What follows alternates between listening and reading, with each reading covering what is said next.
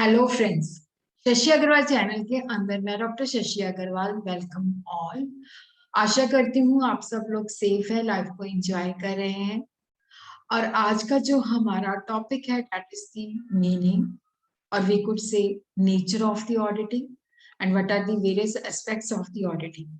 ये जो टॉपिक है बीकॉम के स्टूडेंट्स के लिए रेलेवेंट है, एमकॉम के स्टूडेंट्स के लिए also relevant and also relevant जो लोग सीए और सीएमए की तैयारी कर रहे हैं।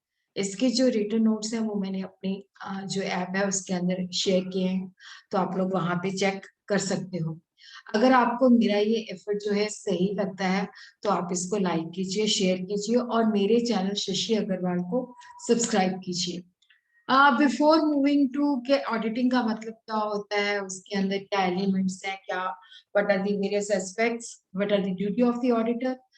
This is my app edisum app, जिसको आप गूगल प्ले स्टोर से बड़ी आसानी के साथ डाउनलोड कर सकते हो। ये जो ऐप है that is relevant for the student of commerce, economics and management. काफी सारे courses economics, commerce and management के इसके ऊपर अपलोड हो चुके हैं। इवन ये जो ऑडिटिंग के नोट्स हैं वो भी मैंने इसके अंदर डाल दिए हैं मैनेजमेंट बैच के अंदर, जहाँ पे ये फ्री अवेलेबल है। उसी तरह बीकॉम थर्ड ईयर के बैच के अंदर भी डाल दिए हैं, तो वहां पे भी ये आसानी के साथ आपको अवेलेबल है, तो आप लोग इस ऐप को डाउनलोड करके इसको चेक कर सकते हो। अब ये है कि ऑडिटिंग का मतलब क्या होता है, what is the meaning of auditing. देखो, जो ऑडिट शब्द है ये लैटिन वर्ड ऑडिट से ड्राइव किया गया है, जिसका मतलब होता है सुनना। पुराने दिनों में जो ऑडिटिंग था that was only of the auditing of the cash transaction, इसको हम कह सकते थे कैश ऑडिट। बट अब जो ऑडिट है ये इसका मीनिंग जो है चेंज हो चुका है। ऑडिटिंग के अंदर हम क्या करते हैं कि जो हमारे प्रॉफिट एंड लॉस है, बैलेंस शीट है, जो रिकॉर्ड्स हैं उनको हम चेक करते हैं, ताकि उनकी रिलायबिलिटी एंड वैलिडिटी को देखा जा सके। सिंपल वर्ड्स के अंदर we could say auditing may be defined as the verification of financial position as disclosed by the balance sheet and profit and loss account.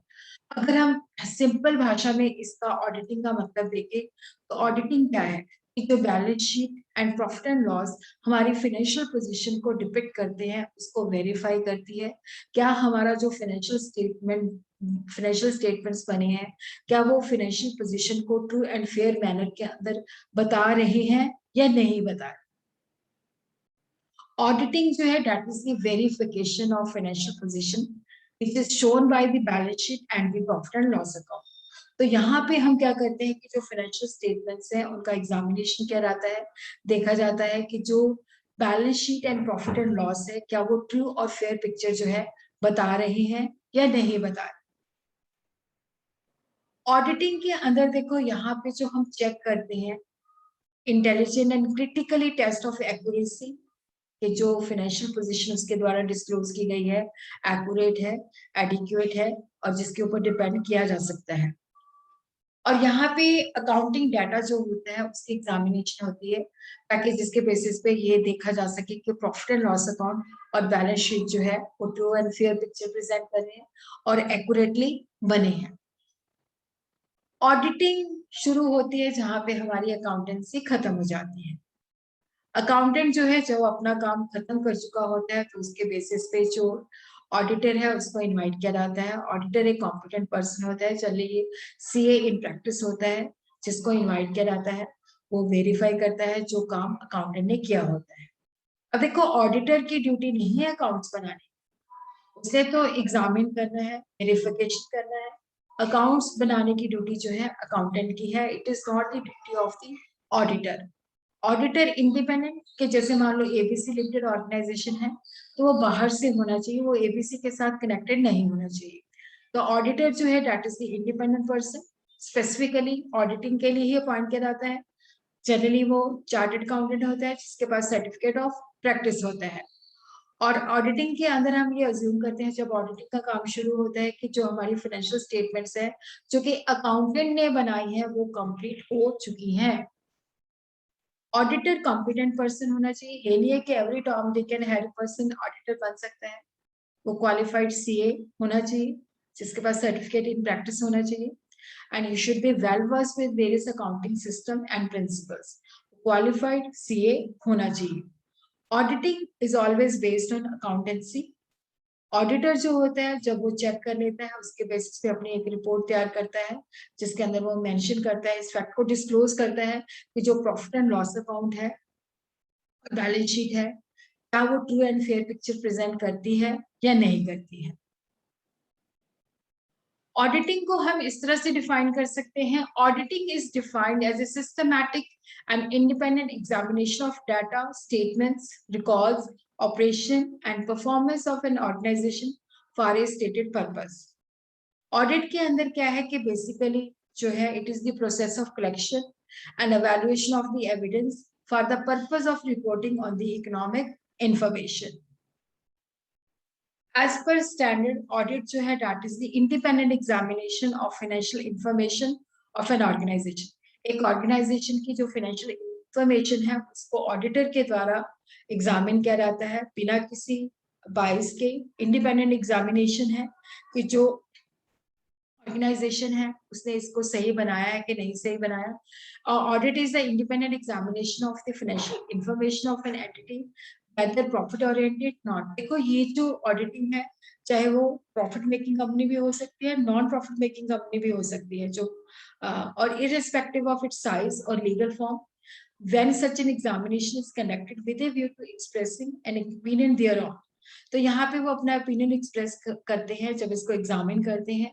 ये ऑर्गेनाइजेशन प्रॉफिट ओरिएंटेड भी हो सकती है, नॉन प्रॉफिट ओरिएंटेड भी हो सकती है, साइज के ऊपर नहीं डिपेंड करता। तो ये एग्जामिनेशन का होता है कि इसके ऊपर जो वो उसके फाइनेंशियल स्टेटमेंट्स की एग्जामिनेशन होता है तो उसके ऊपर ओपिनियन एक्सप्रेस किया जाता है। तो इस डेफिनेशन से हमें पता चलता है कि जो एक ऑर्गेनाइजेशन की फाइनेंशियल इंफॉर्मेशन है बिना किसी बाइस के एक इंडिपेंडेंट जो कि क्वालिफाइड सीए होता है उसके द्वारा एग्जामिन किया जाता है। और ये जो ऑर्गेनाइजेशन है ये प्रॉफिट मेकिंग ऑर्गेनाइजेशन भी हो सकती है, नॉन प्रॉफिट ऑर्गेनाइजेशन भी हो सकती है। उसी तरह ऑडिट ऑफ लिस्टेड कंपनी और जो नॉन प्रॉफिट ऑर्गेनाइजेशन होती है उनका भी ऑडिट पॉसिबल है। ऑडिटिंग जो है एक thorough, intelligent, systematic and critically examine किया जाता है। अकाउंट जो है कौन बनाता है, अकाउंटेंट बनाता है, और ऑडिट कौन करता है, इंडिपेंडेंट पर्सन जो कि क्वालिफाइड सीए होता है। और यहाँ पे ये जो एग्जामिनेशन ऑफ अकाउंट्स है ये पूरा साल भी चल सकता है या कुछ इंटरवल के बाद भी हो सकता है। और ये रेलेवेंट रिकॉर्ड इसके अंदर चेक किए जाते हैं, डॉक्यूमेंट्स वेरीफाई किए जाते हैं, इंफॉर्मेशन देखी जाती है और अथॉरिटी से एक्सप्लेनेशन भी मांगी जाती है। ऑडिटर जो है he has to satisfy himself and report whether or not. देखो जो ऑडिटर इसका एग्जामिन करता है उसने एक रिपोर्ट बनानी होती है कि प्रॉफिट एंड लॉस अकाउंट जो है वो ट्रू और फेयर पिक्चर प्रेजेंट करते हैं कि नहीं करते। उसी तरह जो बैलेंस शीट होती है क्या वो फाइनेंशियल पोजीशन ट्रू और फेयर प्रेजेंट करती है। बुक्स ऑफ अकाउंट जो होती हैं they should be properly maintain, और जो मेंटेनेंस है फाइनेंशियल स्टेटमेंट्स का that should be as per the law. Audit is the critical and intelligence examination of the recorded facts, financial and non-financial, to give attestation or expert opinion। देखो auditing के अंदर critical evaluation होता है recorded facts का, financial non financial भी हो सकता है। इसके अंदर चेकिंग होती है, जो डॉक्यूमेंट्री एविडेंस होता है उसको असेस किया जाता है, उसके बेसिस पे देखा जाता है कि ये जो है एज पर लॉ मतलब बनी है, ट्रू और फेयर पिक्चर प्रेजेंट करती है या नहीं करती है। तो यहाँ पे लॉ के मुताबिक जो है ऑडिटर की अपॉइंटमेंट जो है, जो भी उसके अंदर रूल्स होते हैं उनके मुताबिक एक इंडिपेंडेंट जो ऑडिटर होता है, जो सीए होता है, उसको अपॉइंट किया जाता है। तो यहाँ पे हम देखते हैं कि what are the various steps. देखो यहाँ पे जब ऑडिटर ने ऑडिट करना है तो वो ऑर्गेनाइजेशन और इसका स्ट्रक्चर स्टडी करे, अकाउंटिंग और इंटरनल कंट्रोल सिस्टम ऑर्गेनाइजेशन के अंदर किस तरह से प्रेजेंट है, जो रिकॉर्ड्स है उनकी अर्थमेटिकल एक्यूरेसी को चेक करें, एविडेंस जो है यहाँ पे वो कलेक्ट करें और उसकी ऑथेंटिसिटी को चेक करें। फिर जो statement of affair disclose bye the balance sheet and profit and loss account है उसको वेरीफाई करें और उसके बेसिस पे रिपोर्ट बनाए कि अकाउंट जो है ट्रू और फेयर पिक्चर प्रेजेंट करते हैं या नहीं करते हैं। So what are the elements of the audit? It's a systematic and independent examination of the record, performance of an organisation by a qualified person. Qualified person जो है CA होता है जिसके पास सर्टिफिकेट ऑफ प्रैक्टिस होता है, जिसको as per law जो है अपॉइंट किया जाता है। और ये जो ऑडिटिंग का काम है ये अनबाइस्ड मैनर के अंदर किया जाना चाहिए और यहाँ पे ऑडिटर ने ये देखना होता है कि जो फाइनेंशियल स्टेटमेंट्स है क्या वो ट्रू और फेयर पिक्चर प्रेजेंट करती है या नहीं करती है। यहाँ पे पूरा डॉक्यूमेंट्री एविडेंस जो कि वाउचर्स है और इसी तरह क्लाइंट से रिटन कम्युनिकेशन और जो एसेट्स हैं उनकी फिजिकल वेरिफिकेशन होनी चाहिए। और इसी तरह ऑडिट रिपोर्ट बनाई जाती है जहां पे ऑडिटर अपना ओपिनियन एक्सप्रेस करता है, बताता है कि ये जो फाइनेंशियल स्टेटमेंट्स है ये ट्रुथफुल और फेयरनेस के वे से इंफॉर्मेशन प्रेजेंट करती है या नहीं करती है। और ऑडिटर की ये ड्यूटी बनती है कि जो अकाउंट्स हैं they have been drawn with reference to the entries in the books of accounts. जो बुक्स ऑफ अकाउंट्स के अंदर एंट्रीज है उसी के तहत ही वो अकाउंट्स बनने चाहिए और प्रॉपर डॉक्यूमेंट्स हैं, प्रॉपर रिकॉर्ड्स उसके पीछे है। और यहाँ पे उसकी ड्यूटी बनती है कि वो चेक करता है कि कुछ ऐसी चीजें नहीं है जो बुक्स ऑफ अकाउंट्स के अंदर मेंशन नहीं हुई। और जब कंपाइल किया गया था कोई ऐसा भी गलती नहीं हुई कि कुछ एंट्रीज रह गई हैं। तो इन्फॉर्मेशन जो स्टेटमेंट्स बताती हैं वो क्लियर कट होनी चाहिए और they should present a true and fair pictures. जो फाइनेंशियल स्टेटमेंट के अंदर अमाउंट होता है that should be properly classified, properly describe, उसके बारे में proper disclosure as per the accounting standard as per the law होना चाहिए। So what are the aspects which are covered in audit और द फंक्शन ऑफ ऑडिट।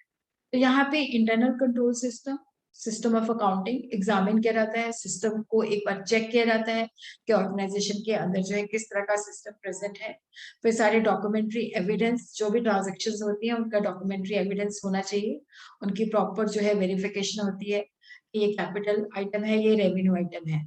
उसी तरह जो asset balance sheet के अंदर अपेयर करती हैं उनका टाइटल किसके पास है, वो एग्जिस्ट करती हैं या नहीं करती हैं, उनकी वैल्यूएशन क्या है, जो स्टेचुटरी रिक्वायरमेंट जो लॉ वेरियस एप्लीकेबल है क्या वो कंप्लाई किए गए हैं।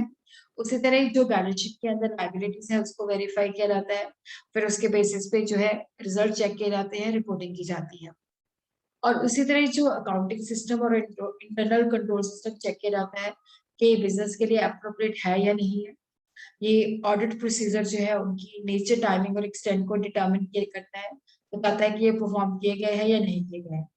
जब सिस्टम और प्रोसीजर को रिव्यू किया जाता है तो ये एडिक्वेट होनी चाहिए, डिटेल के अंदर होनी चाहिए, ट्रांजेक्शन्स का प्रॉपर रिकॉर्ड होना चाहिए, जो ट्रांजेक्शन्स होती हैं उनकी ऑथेंटिसिटी और वैलिडिटी होना चाहिए, डॉक्यूमेंट्री एविडेंस होना चाहिए, जो बुक्स ऑफ अकाउंट्स है क्या वो मैथमेटिकली सही है, और कैपिटल एंड रेवेन्यू आइटम्स के अंदर जो है डिफरेंशिएशन होनी चाहिए। Verification of asset and liability के अंदर जो एसेट और लाइबिलिटी की है वो एग्जिस्ट करती हैं, उनकी वैल्यूएशन सही है, और ये जो एंटिटी जो भी इनके ऊपर लॉ एप्लीकेबल है वो प्रॉपर फॉलो किया गया है।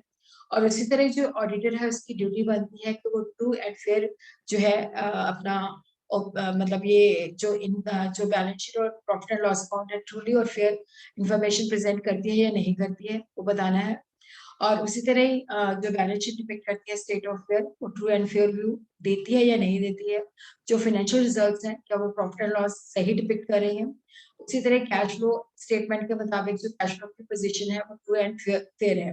तो जो भी reporting and other matters which are required by other law वो इसके अंदर होने चाहिए। तो इसके साथ ही क्या है कि आज के हमारा जो टॉपिक है दैट वाज मीनिंग, नेचर और what are the various aspects to be covered under auditing. अगर आपने मेरा चैनल सब्सक्राइब नहीं किया हुआ तो डू सब्सक्राइब, ताकि आप लोगों को ऑडिटिंग के अंदर जो है जो भी आपका सिलेबस है उसके मुताबिक आपको वीडियोस मिलती रहें। और इसी तरह आप मेरी ऐप जो है उसको डाउनलोड कर सकते हो ताकि ऑडिटिंग का आपको फ्री स्टडी मटेरियल अवेलेबल होता रहे।